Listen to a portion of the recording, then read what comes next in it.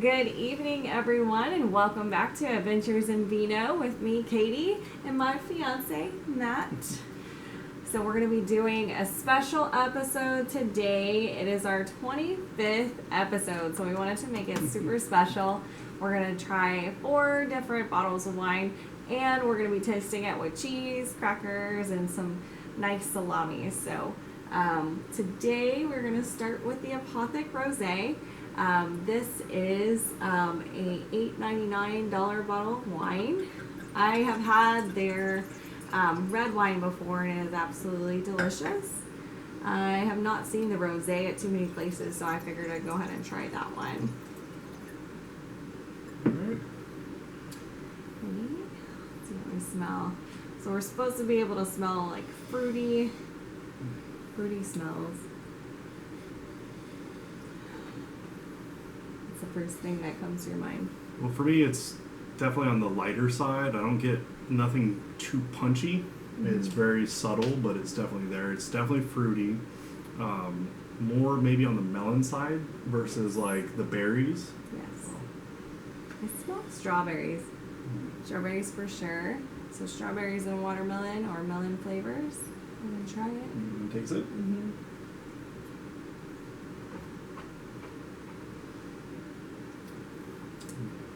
Whoa. So this is very much on the sweet side. Very sweet. I mean, it's not so sweet that it's like... It's got a body to it. It's got a bit... you can definitely tell that there's the... they leave the peels on for it because it's got a bit more of a body than most white wines because this is that white kind of colored wine. So I think it's very delicious. Mm-hmm. So this wine, you can actually pair it with shellfish, spicy foods, appetizers and snacks, fruity, desserts, anything like that. This is one of those wines that you want to go chill on the beach with and in the hot sun and just sip on some wine. So we're going to try some cheese with it and see how it goes. So these crackers, I have a fig and cranberry one, and then I have a rosemary. And this is also rosemary. So I think I'm gonna do a sweet one with this wine. Okay. Which one are you gonna go for? I'm gonna go with the more savory. Alrighty. I think I want one of these. So that's the sopressata. Sopressata. I'll go with the calabrese. I'm gonna do some of this. Your favorite. Creamy brie is my favorite cheese. I guess I should have got a knife. That would have probably helped. I'm going to go with this Gouda smoked with cumin. Kind of offset flavors. The fruitiness.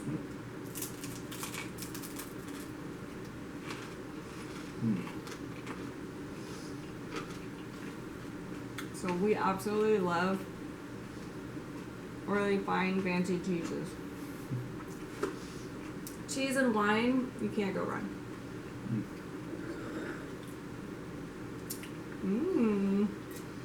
So mine actually pairs really well with this wine. It's like the creaminess of the brie just kind of like makes everything go together. I quite enjoy it. This one, the cumin from the smoked Gouda, definitely I think overpowers everything. So you definitely get, because of the acidity, because it's a rosé, so it's close to a white wine, the acidity really does cut through, which adds a nice flavor to it. But cumin really just, I mean, I can't taste the meat at all. It's like it's not even there. Oh. The cracker, you definitely get the crunch from, but yeah, that cheese is good. Very strong. But it is that cumin really overpowers everything. I smell it from here. I smell it. So in my opinion, I actually would recommend this wine. It is not a typical rosé, because I find rosés to be more on the dry side with less sweet, but this one's more on the sweet side. I don't think you can go wrong with any of the Apothek wines. I think they're pretty delicious. Would you agree? Or you disagree? Agree to disagree. No, I agree. Rosés in the past really weren't my thing, but I think we have been experimenting and finding some really good ones. For the price point, this Apothek, though, is excellent. It is well balanced. It's not too fruity. It's not too tart. Like I said, it's got a good body from the grapes. They didn't there's nothing to subtract from that. Overall, very good. Good. Great. We're going to go to the next one. We are going to try Kim Crawford Sauvignon Blanc. This one is a 2020.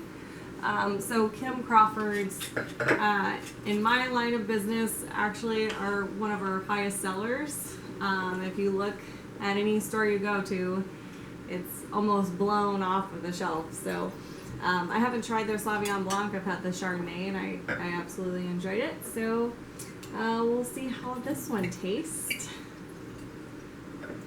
So this wine is $14.71 a bottle, so a little bit more pricier than anything under 10. But it is supposed to be like a light to medium type of wine. It's less on the bold side.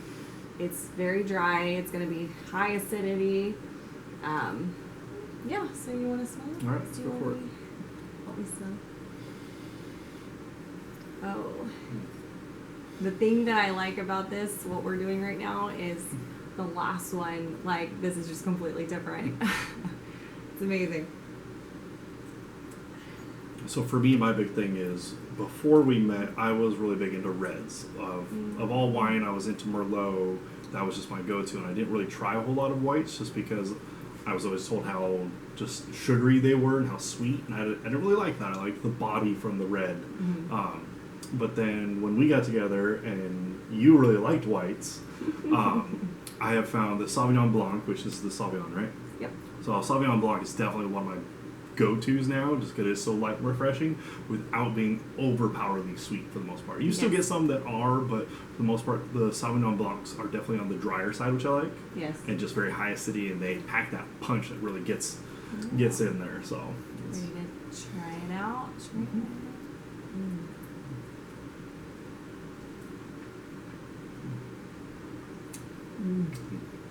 Oh yeah. Yeah. Definitely high acidity. You feel the acid as soon as it hits your mouth.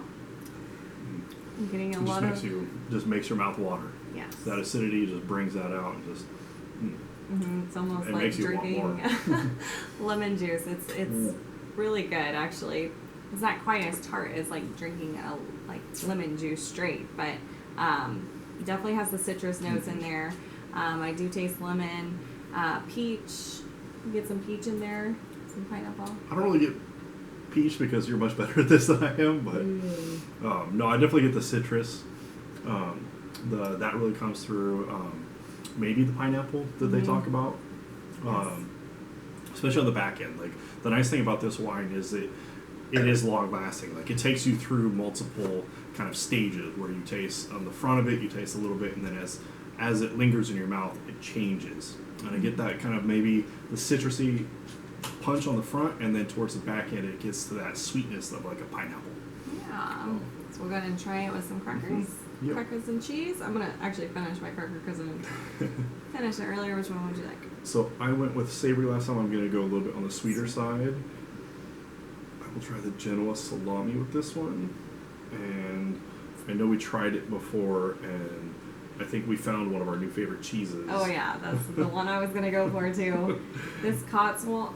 It's Cotswold. Cotswold cheese from Murray's. If you have a Murray's where you live, oh my god, absolutely delicious. Oh. My new favorite. I want to say this is like there's like big giant leaves of basil in there. Is that what that is? It smells like it. Yeah. They say that this is like good cheese to bake, like melt on baked potatoes, which I could totally see that. Okay, so I got sweet, savory, with a nice, refreshing glass of wine.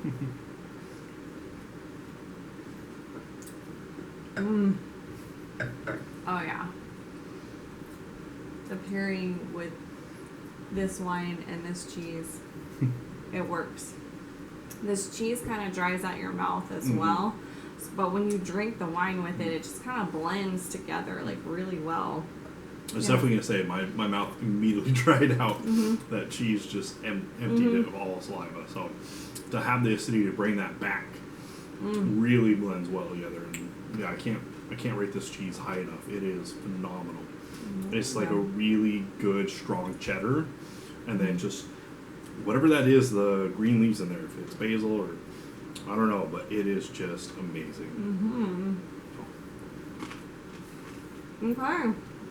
Let's go to the next one.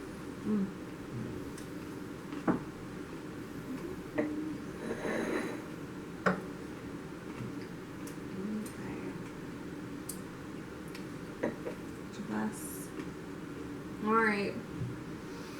I'm gonna go with my next favorite brand of wines. When I was first trying out wines, I went through a lot of the Francis Coppola wines. Another brand that I absolutely love because every single one of them I found to be really quite phenomenal, and they're really not that expensive. So for this bottle, $17.99. It is a Cabernet Sauvignon. It's a 2018. So this wine is going to be more on the bold side, with medium to high tannins. It's going to be very dry, and it's also going to have medium to high acidity as well. So it's kind of give us a run for our money. You ready? So I don't know if we've really talked about this on the channel before, but can you explain a little bit what the tannins are, what they do? Why don't you explain the tannins? You're so great at explaining. So in white wines, you have the acidity, and that makes your mouth water. That's what makes it water. With red wines, what you'll notice sometimes is you'll get a dry mouth, and that dryness comes from the tannin. So if you have a highly tannic wine, it's going to dry your mouth out. So that is kind of the downside. Like for me, I might find it a challenge if it is high in tannins. These crackers are very dry, and if you get the wrong cheese and they dry your mouth out, like it may be difficult to finish. So that is the one thing to kind of think about when you're trying to pair wine and cheese is understanding how those two things will play together. Yep, very true. So, all right, let's say sniff. It's been a while since we've had red wine. And I think that this will be the first time we've ever used, I think, these new big glasses. So these are meant for red wines. They're not really for white wines because reds definitely have a lot more body to them, the scent and everything. So the more surface area that you can create, the more it's going to release those aromas. So these big glasses are better for that. So when you swirl them, it releases those aromas. But because of the curve and at the top, it traps it. So then when you smell it, it just really is there. So with most red wines, I always get a dark, deep, like cherry, blackberry aroma. I definitely get the berries. Which is just like a dark kind of fruit, like plums or. Well, I get the savory on this. I get almost. I get the spice, I believe it's supposed to have like a spices type scent to it, and I kind of get that. I get almost towards the leathery side a little bit, so it is on the more savory side versus the fruity side. So. Yep. So we're going to go ahead and try it.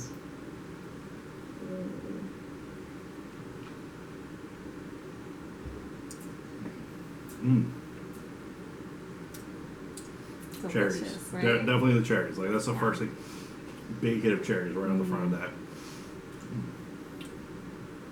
It's kind of acidic. Yes. Not too many red wines are acidic, but this one is more on the higher side. I get a punch, and then even though I know you said that it had medium to high tannins, well, okay. So like we talked about with like the ride that a wine will take you on, the back end of this, my mouth is drying out. It started off really acidic, and I was watering, and now it's dry. It's dry in the finish, but it is definitely a bold wine. Cabernets are always going to be that really. I feel like it's like a delicate and strong thing at the same time. It's delicious, and it's packs that punch too. I think what comes through with this is because the Cabernet Sauvignon is a blend. I learned this from you in one of your early episodes. The Cabernet Sauvignons are a blend of Cabernet Franc and Sauvignon Blanc grapes. So I think that's where you get that acidity that came through on the front of this. It was the Sauvignon Blanc grape that brings that punch and that makes your mouth water, and then the back end you get the Cabernet Franc, which helps dry it out because of the high tannins. Yes. Yep. Yeah. So For sure. I love these because there's so much going on. There It is. It takes you on a journey. It's definitely a beautiful type of wine, so I would definitely recommend it. I don't know if I said the price. $17.99, right? $17.99 for this bottle. All of their wines are typically around the same price point, but still would always recommend this one. It's one of my go-tos. I'm gonna go with the savory cracker this time. On the lighter side. I'm gonna do some of the salami. That's the Sorpresa salami. Sorpresa. They're all salamis, Okay. except for this is the summer sausage. Ooh. And your cracker broke. I'm gonna And go some with brie. Some brie. I'll go with the Genoa. And I'm doing the Sommerdale Red Dragon. So this is kind of a mustardy. It's got like mustard seed through it, and I definitely want some heat with it, so I'm gonna go with the Mike's Hot Honey. This stuff is delicious. Sweet heat. It's delicious. Yes. It is very hot though.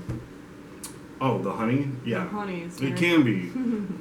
It's one of those things that sneaks up on you. So the sweetness is definitely there, and it's good with a good dollop. But yeah, if you definitely, good warning that it does get very hot if you put too much.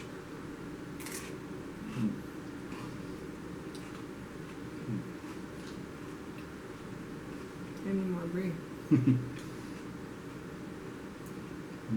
How is it with the wine?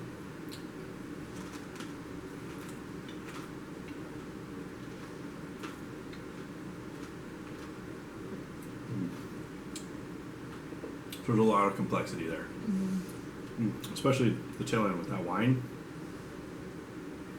But I'm definitely glad with going on the lighter side for the cracker, because for me, the tannins, they just dry your mouth out so much. So It does. having those thick crackers kind of makes it tougher. Those definitely pair well with the lighter wines that are very high in acid. They make your mouth water. So for the higher tannic wines, I definitely prefer these thinner crackers that are very light. But paired with it's a very complex cheese, the Sommerdale Red Dragon. While not the cheese itself is not spicy, that mustard kind of gives it a bit of kick, and then that Mike's the hot honey definitely is amazing. But Mine was really amazing with the brie. Brie is just so creamy and delicious that I think it goes really well with anything that you choose to pair it with. So definitely a win-win there. Ready to try the next one? Yep. Alrighty. So this next one is going to be the Cote des Roses Pinot Noir. It's a 2018? Yes. 2018. Yes. So this one is actually going to be known for the bottle. At the bottom of it, of all the Cote des Roses, it's like a big rosebud at the end of it, so it's really cool. I actually tried this one before. I had it with the rosé because the rosé is like the most popular one. For a long time, I think that was their only one. It was the only one. Recently started expanding, so you can see the rose bottom here. beautiful. Very beautiful. I think I bought the rosé before just for the bottom. Just for the Just bottle, for the bottle. right? That's what we all do.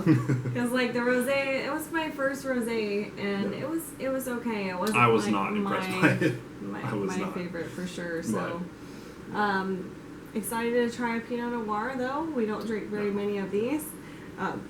So this one is going to be a medium to bold wine, just like the Cabernet we just tried. It's going to be medium to high in tannins. It's going to be very dry. Also medium to high in acidity. So we'll see. Yep. Let's give We'll it a see swirl. what we come up with.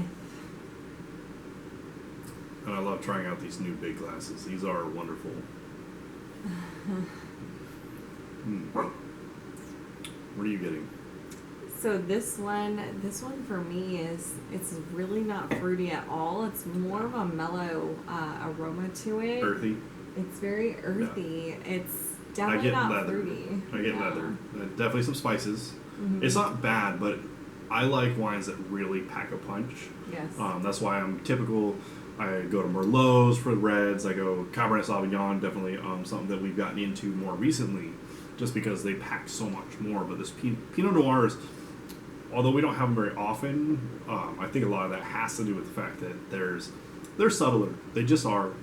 They're still delicious. They're still wonderful, and they have their place for wine. But overall, I like something that has a lot more. But I'm definitely excited to try this one. It definitely Gonna be different. Even though it's subtle, there is a lot going on. I get a bit of the alcohol. Like there's a bit of bite to it. Mm-hmm.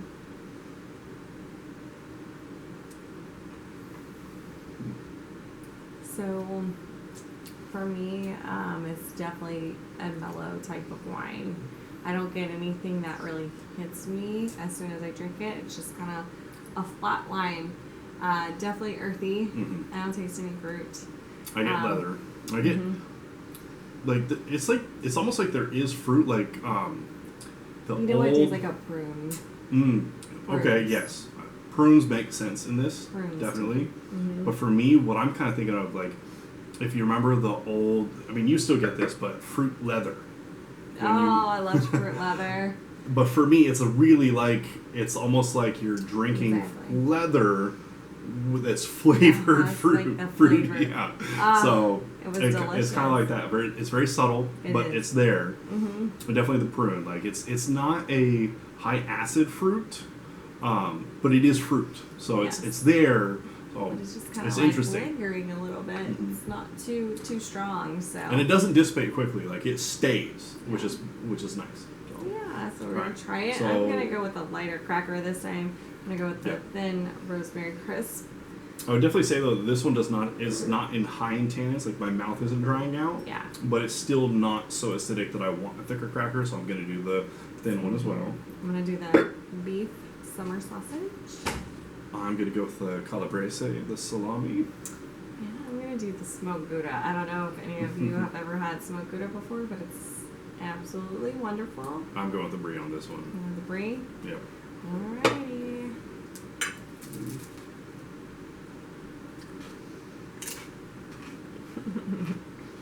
Oh my god. Mm.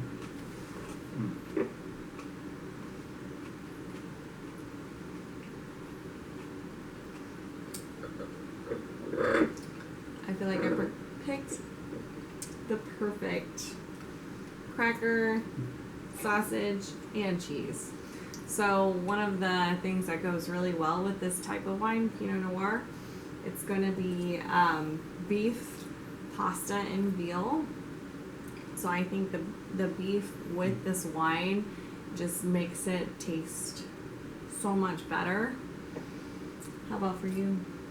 I think a big thing with this wine, with it being so mellow, whatever you pair it with, it has to have its own Flavor. punch, Mm-hmm. whatever it is. So for me, brie, it's just, there's so much complexity with brie, and it is so delicious. It's got that kind of like moldy, like a blue cheese, but it's not quite to the tasting like feet yet. The cheese gets, it's still creamy, it's still delicious, but it's definitely on that spectrum of very intense flavors.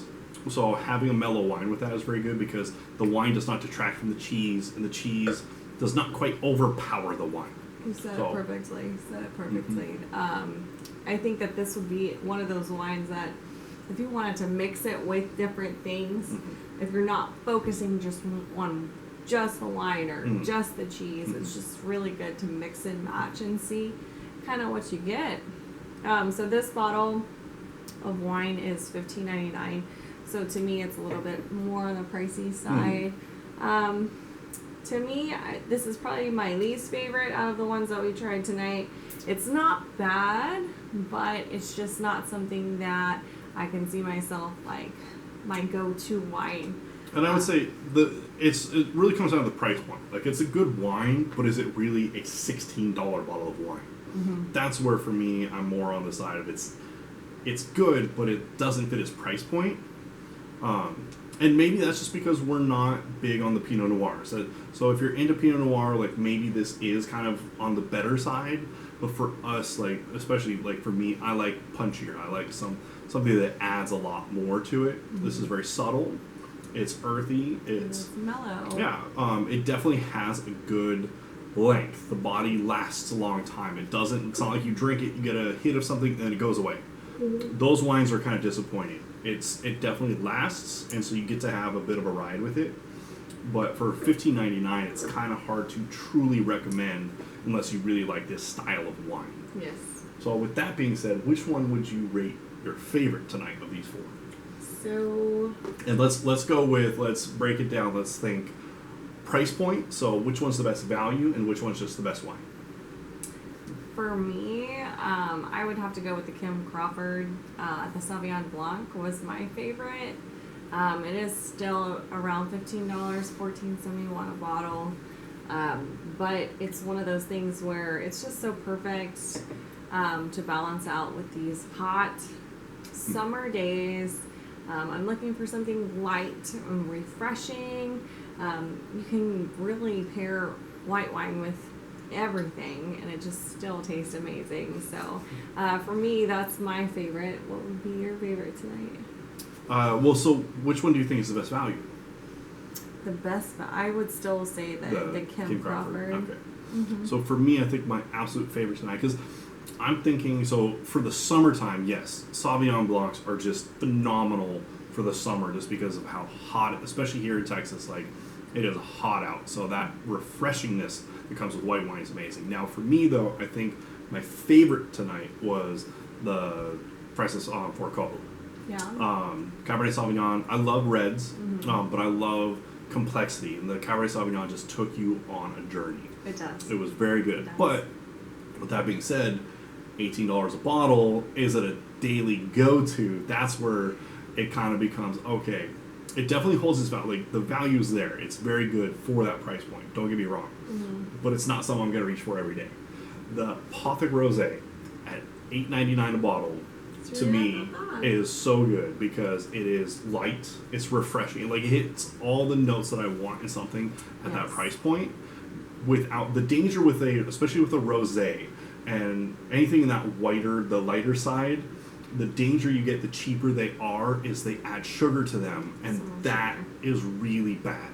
I don't like it when you drink a wine and it's like, oh, they poured pure sugar into this. That is scary to me because then it's masking bad wine.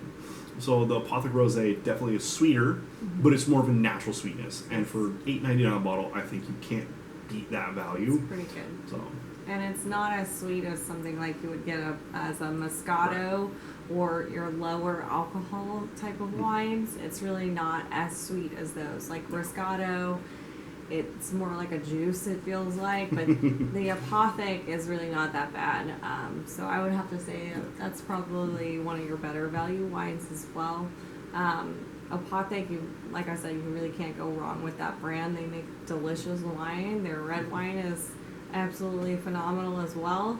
I can't remember the price point on that one right now. I think they're pretty similar. Just like a lot of the ones that make, a lot of the wineries or vineyards that make a lot of wines, like, so the Francis Ford Coppola brand mm-hmm. has basically any style of mainstream varietal that you want, they make. And they're all going to be in that same price range, between $15 to $18, maybe $20 at the mm-hmm. high end. I think Apothek's the same way, so mm-hmm. they make a lot of different reds. They make whites. I can't remember off the top of my head. Maybe a Chardonnay and Sauvignon Blanc, but mm-hmm. They hit all of them, all the mainstream ones, and they're all about the same price, between $7 to $10. So, but again, every one of those is gonna be different. So the rosé, definitely recommend.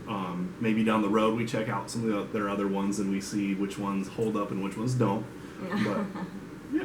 Yes. I think overall, very successful evening. Successful evening. This was fun. It's delicious. If you haven't tried this with your friends, I absolutely recommend it. This is like a fun party. Just to have, food and wine. There's nothing that brings you together more than these things. We love it. We enjoy this. Which is very important in these trying times. It is. So If you have any recommendations for our next video, definitely let us know. We And enjoyed like, comment, and tonight. subscribe. Yes, like, comment, and subscribe. On that note, we will end our evening. Thank you so much for joining us. Matt and Katie, Adventures in Vino. Have a good night.